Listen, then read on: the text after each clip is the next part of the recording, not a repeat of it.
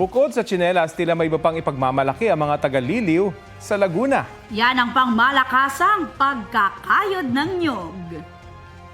Hey! Tapas muna! Tapas muna. Yan sila. Kita nyo naman. Galing magtapas. Challenge accepted ang mga mister na nagbalat ng mga nyog.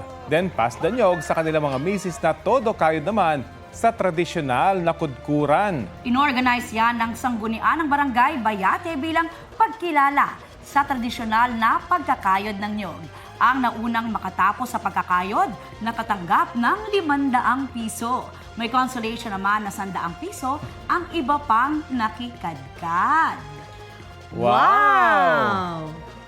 500. Dadagdagan daw po ni Aubrey ng 500 pa, yung nanalo. Nang nyog pa. Nang- 500 worth of nyog. Pero ang galing yan at nakakapagod yan, ha?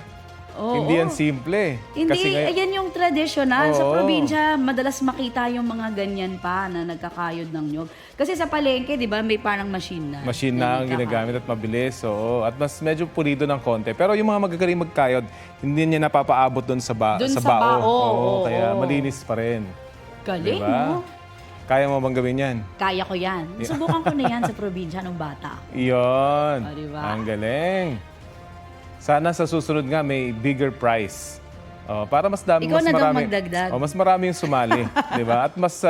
At sana mga kabataan, 'di ba? Oo. Kasi sila na yung susunod. Para eh. maano nila, may experience nila. Ako kasi nung bata ako, pina-experience sa amin yan ng mga tita at tito ko sa probinsya. Kasi sa Quezon, kung saan kami, maraming nyog doon. Talaga. Yan, at least natatandaan mo po yun hanggang ngayon. Ano? Oo. Ang galing. Experience ko yan sa mga anak ko. Correct.